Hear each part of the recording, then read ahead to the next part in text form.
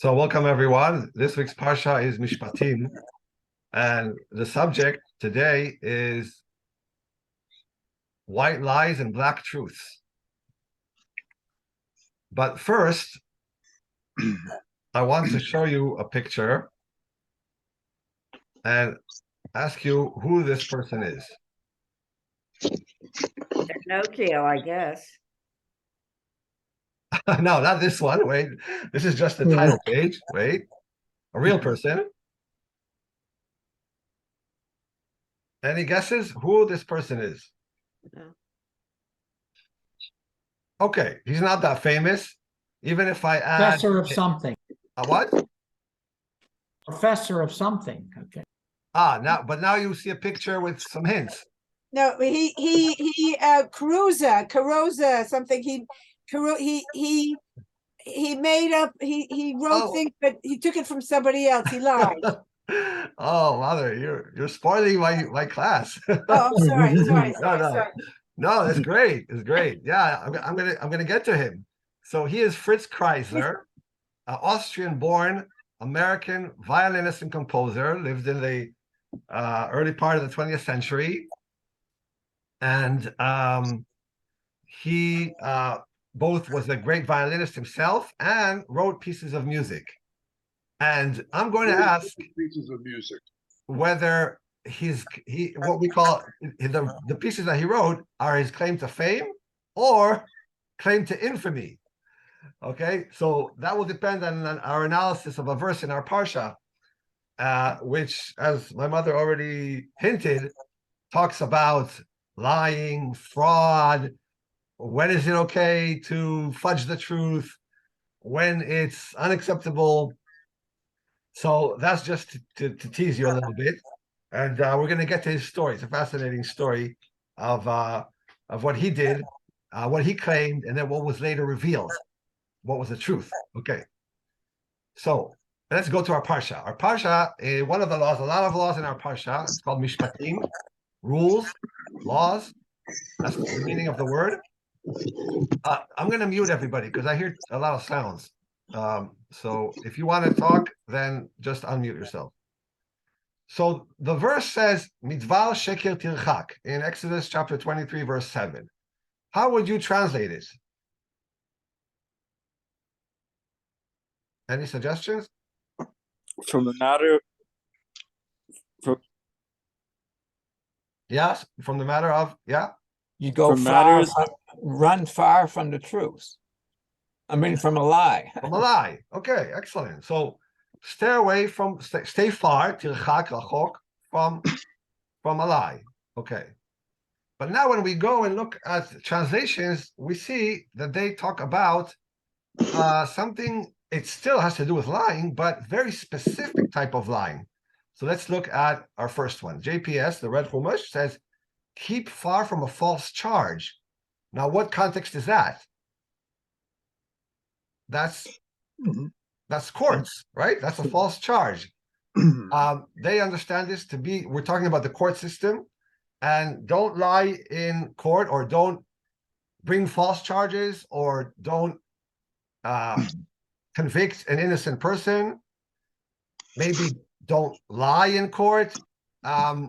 But it's clear from the translation, they understand it as a court setting.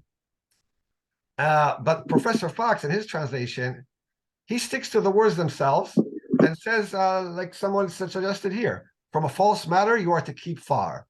So very general. He keeps the general. Davar is a matter, a thing, or maybe even a statement. Aseret hadvarim. The 10 commandments are really not called commandments. In Hebrew, they're called the 10 statements. So davar doesn't really talk about anything related to court. So he keeps the general meaning of this verse. But then when we have to use the Niv. We can't look at translation without looking at the Niv translation. So he brings back the idea of court system, have nothing to do with a false charge. So why did 2 out of the 3 translations narrow it down to a court setting? So I'll tell you why. Simply because, okay, and then we want to ask another question before I answer that. What if it was just a general prohibition of lying? what would we have expected it? How would we say it? How are the last 5 commandments written in the Torah? The ones about don't murder, don't lie, don't Always take care. right. So exactly.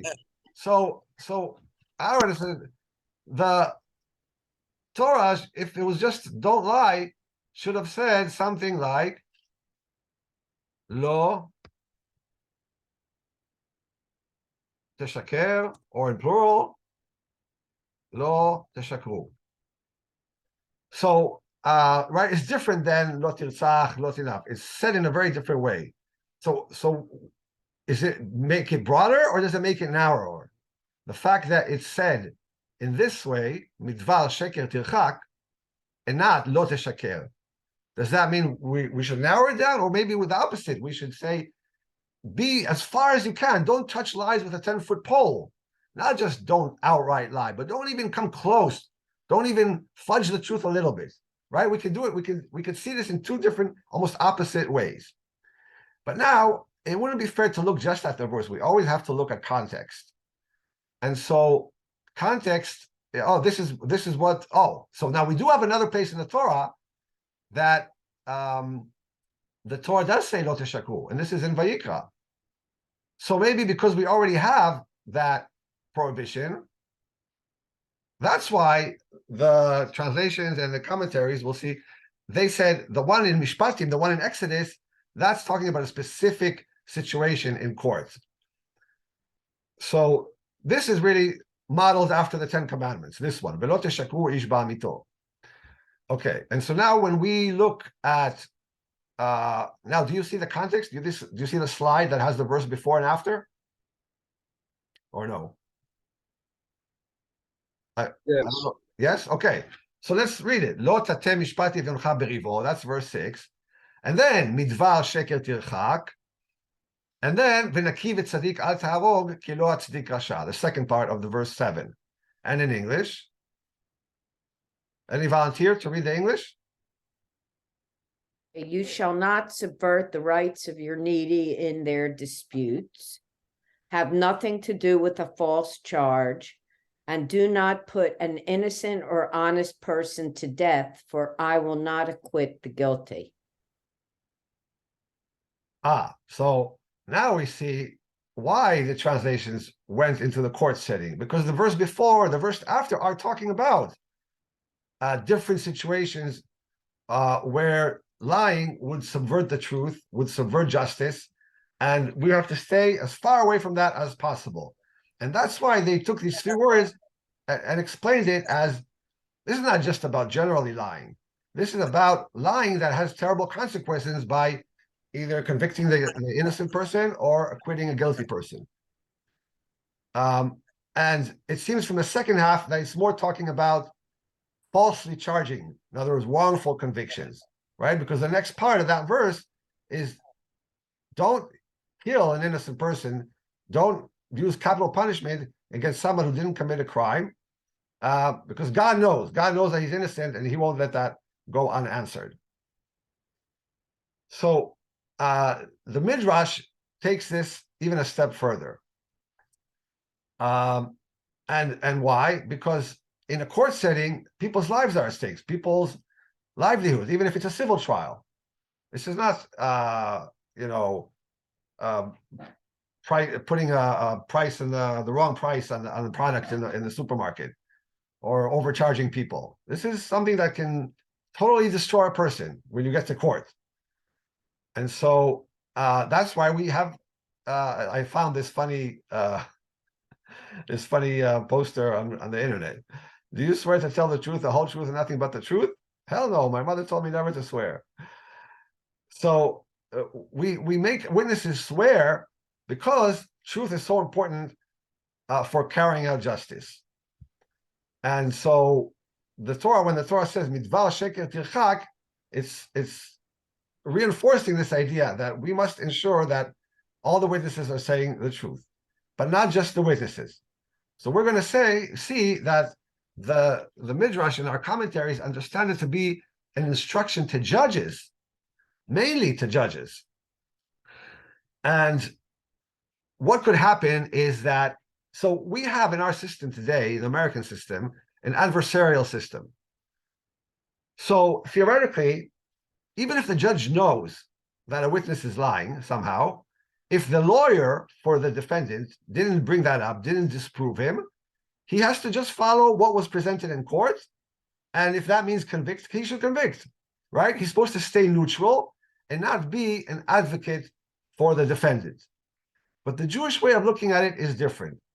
It's a place where the judges, they also have an obligation to not have anything to do with a claim that they know is fraudulent. It's not that, well, let the defendant's lawyer bring it up. Well, maybe his lawyer's incompetent. Maybe his lawyer was lazy. And we have that in our system. We have so many cases of wrongful convictions that were later revealed to be wrongful convictions, and it's because the lawyers didn't do their jobs. So in the Torah's way of looking at it, the judge has to do the lawyer's job, the defendant's lawyer job, if it's serving the truth. And Actually, Shammai, in American justice, generally the trier of fact, whether it's the judge or a jury, does have the obligation to assess the credibility of each witness, and they can disregard a witness's testimony if they deem it not truthful.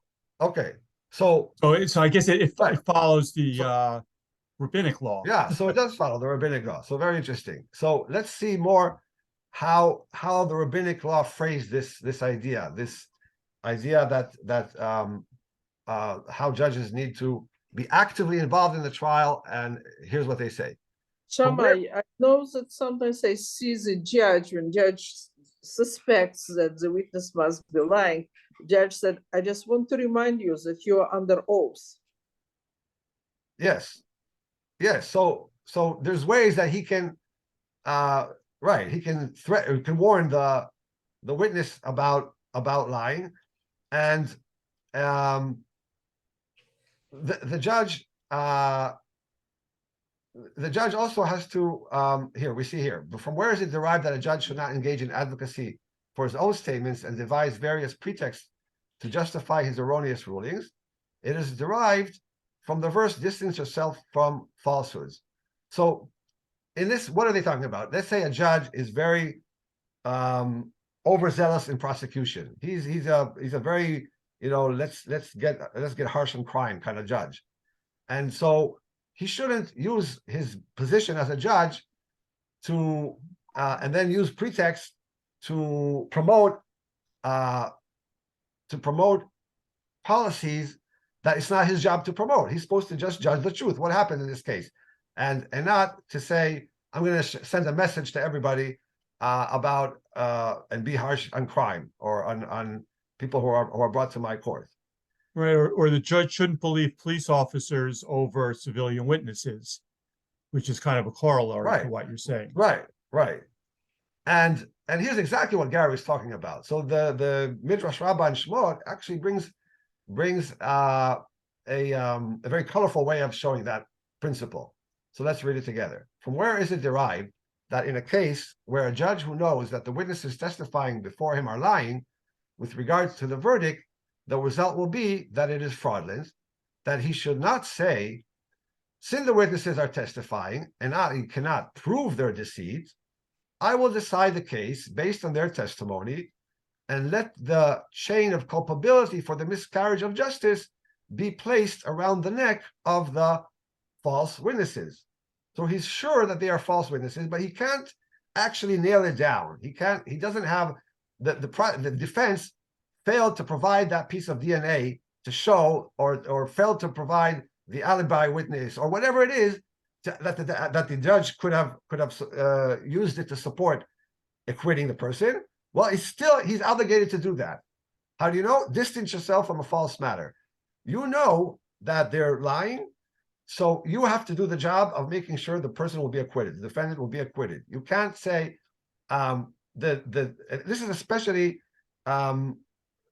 applies to situations of what's the term, Gary? Inappropriate defense? No, there's a term of counsel, something of counsel. Ineffective assistance of counsel. Yeah, ineffective. Thank you. Ineffective assistance of counsel. I see this exactly as tackling that issue. Don't say, well, that's not my problem. It was ineffective. He should have done his better job. No, you have a job to make sure justice will be served and innocent people won't be sent to prison or even worse, to the electric chair. And so you have to, if there wasn't an effective assistance, then you do that assistance. This is the Torah's way of looking at it.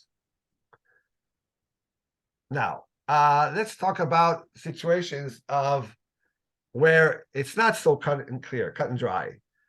So when we talk about lying, not in court, what determines it to be a lie? Is it the fact that it's not a true statement, or is there any subjectivity involved? And to highlight this dilemma or this idea, my great aunt Nechama had a wonderful story. So there's this mom and her son Moshe, and he's playing with his friend's soccer. It's a Friday afternoon. It's his only time of the week. All week long he's in the cheder. So finally on Friday they get to play soccer with his friends. But she realizes that she needs something for her Shabbos cooking that she doesn't have at home. So she yells out from the window, "Moshe, is the store still open?" And Moshe, who looks down the street, he sees the store is open. He knows what's coming next. And he thinks, well, if I say the truth, then she's going to tell me go buy that thing. And there goes my soccer, my precious soccer time of the week. So here's what he says. The store is closed. And then he whispers to his friend on Shabbat. So technically he didn't lie. He didn't lie. He said a true statement. What came out of his mouth is a true statement. What his friend here in the picture heard was a true statement. But of course, the mom did not hear that, and so she never asked him to go buy that thing, and he continued playing soccer. Did he lie, and why? What do you think? Well, the question is misdirecting somebody lying? Well, he Okay. lied to his mother, Yeah. just not to his friend. He definitely lied. He definitely lied. So what determines the lie? How the listener understood your statement, right? Not what you said, how the listener understood it, and what was your intention. Now let's make a little bit more let's make it a little bit more convoluted. He actually said it out loud, the whole statement. Okay, he said the whole statement out loud, but when he got to those two words on Shabbat, somebody turned on his lawnmower. And so the mom did not hear the last two words. And then he continued playing. So he never intended to lie. He never intended, okay, I'm changing the scenario now. He didn't whisper the last two words to his friend. He said them, Mom, the store is closed on Shabbat. But when he said the words on Shabbat, there was a loud noise from somebody's lawnmower and she didn't hear it. What do you think But now? that wasn't the question. He didn't answer his mother's question. No, if he were an honest son, and he would know that his last words were blotted out, then when the lawnmower stops, he would repeat the words. Aha. That would be the honorable thing to do, right? Right. Okay. So I think we all agree, right? There's a little bit of deceit involved if you say, Well, if the lawnmower was going, then the mother, then it's totally fine because he had the pure intention, and his mother received something else on the other side. right. He didn't have But pure what intention. some of the people here are hinting at is why would he even say the words on Shabbat? He knows she's talking about now. He knows she can't send him to the store on Shabbat. So the whole idea of adding that clause is really to confound, to confuse, to hide, to somehow get away from having to go to the store and stop his soccer game. So even if everything he said and out loud, right, the fact it's a little bit dubious, okay? Maybe not a full down, maybe not a full lie, but since he knows what she's really asking about, she's really asking right now, is the store open so I can go, so you can go and get that thing that I need for Shabbat? Okay. I have to tell you, I think what he did was even worse than a lie because his friend now has less respect for the parent. So he is dishonoring his parents as well as lying. Interesting. Yeah. So And it's okay to ask his mom, the store is open, but can I still please play 10 more minutes? That would have been the honorable thing to do. He doesn't have to be a saint, but he has to say the truth and then try to argue his position that he shouldn't be asked to go right now. It's his only time of the week, etc., etc. Right? By doing this very underhandedly, right? So the Chama was trying to say, when we go back to the verse, maybe that's why it doesn't say lo teshakru. Maybe it's because it's don't even do anything underhanded. Stay away from it as far as you can from anything that can be perceived even as a lie, that can be perceived as you trying to fudge the truth and not do what you're supposed, what you know is the right thing to do. And so that's the idea here of phrasing it in such a, so she said this is broadening it, not narrowing it, like we saw in the Midrash that talks about judges and court systems, very specific scenario. She brought this great example to show of lying is something you should not even come close to. It shouldn't be even doubtful. It shouldn't be even a question whether you lied or not. Just be honest and then try to argue your position. If you think something should be done, should not be done, argue it in a sincere way. Okay, so let's continue. Are there exceptions to lying? When is it okay to lie? So I think we all agree, saving lives. I mean, it happened to thousands of people in the Holocaust. They lied on their identity in order to save their lives. And we would never say that's wrong. It was the most honorable thing to do because life takes precedence. But what about other situations? What about to bring peace?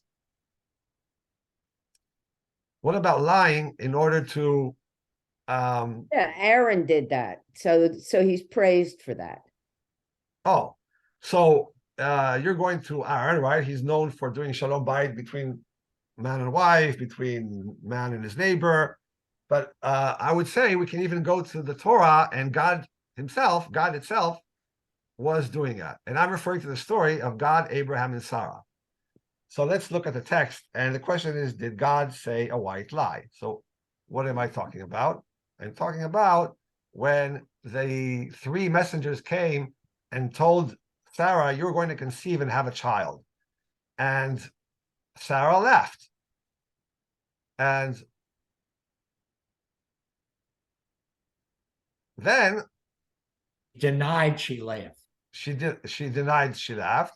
So, but when she left, here's what she said. But Yitzchak Sarah b'kir balemo. And Sarah left her. Do you see the text from Bereshit? I hope you see it. Right? Now that I've lost the ability to conceive and be pregnant and to have enjoyment, my husband is so old. How is he gonna have sexual relations with me now? Now, God comes, this is what she says.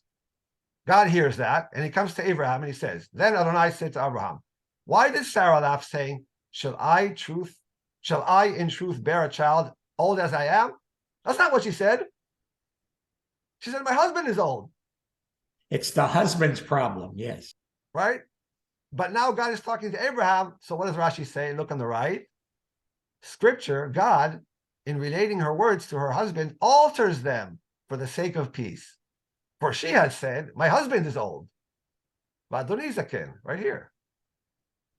And God says, you said about yourself that you're old, which is not what she said. So Rashi, based on the Midrash, says, it's okay. God, yes, he altered it, what we call a white lie, in order to prevent a quarrel between Abraham and Sarah. Shammai? Yeah.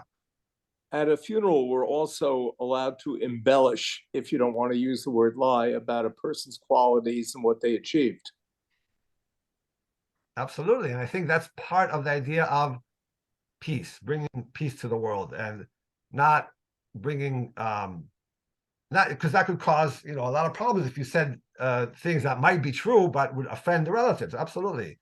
I think that's part of this idea of embellishing, as you say, in order to bring more peaceful relations between people. Okay. And we're also supposed to tell a bride that she's beautiful, even if, by objective standards, she's not. Oh, that's the whole, that's the whole, maybe next year we'll talk about it. Beit Shammai and Beit Hillel. Right. Beit Hillel says say that the bride, tell her that she's beautiful. Beit Shammai says, Kala kmot shehi. If you don't think she's beautiful, then don't say anything. You have to stick to the truth. So very interesting machloket. And then the rabbis say, the halacha is like Beit Hillel, right? That you always say she's beautiful. And I always like the interpretation, well, at least in the eyes of her husband, that's why he's marrying her. So it's never a lie. Doesn't matter what you think. Who cares what you think? You're not marrying her. So just tell her something that is true, at least in the eyes of her husband. Okay. So Husband now, should always tell his wife that she looks beautiful. there you go. Okay, so back to Fritz Kreisler. So here's what happened. He claimed to be playing solo violin pieces by these famous 18th century composers. Pugnani, Giuseppe Tartini, Antonio Vivaldi, and people loved it. People praised him, and it got rave reviews. And then years later, Fritz Kreisler said, guess what? They weren't written by Pugnani, Tartini, or Vivaldi. Who wrote them? I did. And so did he lie? Did he lie when he said no? I mean, the name changes, the value remains. He said, you guys, the critics, liked it when I said that it's Paganini, that it's Vivaldi, that it's these famous.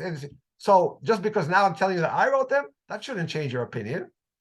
But I found on YouTube when he was in his 80th birthday, he was asked about that, about his quote unquote lying.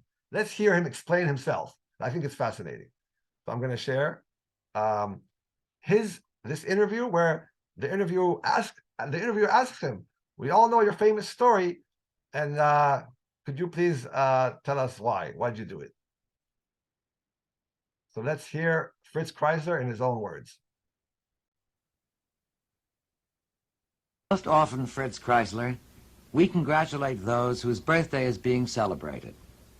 In your case, I think we must congratulate ourselves, because your birthday is such a significant event in our musical lives, and because you are here with us tonight. Thank you very much. It's awfully kind to tell you that. But may I tell you that I am under the impression that you have enhanced my very humble position a little too much in all what you said. I think that's impossible, Mr. Kreisler. Well, I think so, just the same. I wanted to ask you many things about yourself, and this seems like a fine chance. The fact, for instance, that many of the works which we know today were written by you were at one time, quite a few years ago, thought of as belonging to other people because you put other names on them. Would you tell us a little about that history? Very easily to be explained. When I was a young man, I tried to make a position for myself as a violinist and not as a composer. Because at that time, the repertoire of violinists was very scanty, very thin. So consequently, I had to furnish, I had to increase the repertoire. And I couldn't do it otherwise than by doing it myself. I see. And the difficulty arose to put my own name on the program, because being young and unknown and trying to make a position for myself as a violinist, that would have looked too bad, and nobody would have engaged me to hear my own works. Is it also not possible that, as a young man, you would have been subject to criticism or praise on two rather than one levels, and one might have interfered with the other? Quite natural too, because one is always criticized, all the time. Mr. Kreisler, would you tell us, when did you decide to tell the world what these actual compositions were? Well, it came about when I was in Europe, in Vienna, at that time, at the occasion of my 60th birthday. And then a recital was being arranged here for that same purpose I believe it was in Brooklyn. And I don't remember who was to play. Was it Heifetz or Menuhin? But one of the great violinists was going to play a program of my own works. And it was Olin Downs who had to write a program. And by making inquiries at my publisher here, at Mr. Fisher, he found that they were very reticent in telling him anything. So I suppose he surmised that there was some interesting story behind it. and therefore he telegraphed me, cabled me, and asked me all about it. And I told him the truth, the story that I had written these myself. So at age 60, he came clean. Everyone understand that I didn't. I understand don't understand how he got away with it. There had to be a record somewheres of those three composers that someone would immediately have recognized that it was not his work. But it was so good. But it was so good. It was so at the level of those composers that he was able to fool the world for years. But So are we saying this is okay? What do you think? I'm still stuck on the technical issue. Absolutely not. He could have ruined the, if the world didn't like the music, he could have tarnished the reputation of those composers. And I look at it if it had been in the art world, and all of a sudden somebody finds something from Rembrandt. Ooh, look at this. This is Rembrandt's. Already it has more value. Even if Joan Eisenberg actually made such a picture that you couldn't tell the difference, and it's original, and they found it, and nobody knew, and all of a sudden, and look, it's a Rembrandt. And then later on, after I, of course, sold it for a lot of money, I then say, well, look, I did it. That is trafficking in a falsehood, and you get benefit from the falsehood. So it's wrong. I I'm still stuck on the technical issue. I'm Haaretz, but even I heard of Paganini, and for Kreisler to say, and there's no record written anywheres of Paganini's work, and someone could say, but wait, let me finish. Yeah. You're saying this piece is Paganini, and there's no record of such a work by Paganini. He found it. It's not so cut and dry, because works of composers are being discovered even hundreds of years later. There's a famous symphony by Bizet. It was discovered only 100 years after his death. That was actually his, and it happens a lot in the wizard world. Okay, I didn't know that. Yeah. Okay. I give him the benefit of the doubt, because I think it's more like prank, right? So I would say it's more like a prank in an artist trying to get his name out. So I give him the benefit of the doubt. I just brings a smile to my face. Shammai, none of this has to do with the wonderful, very short pieces that he wrote, right?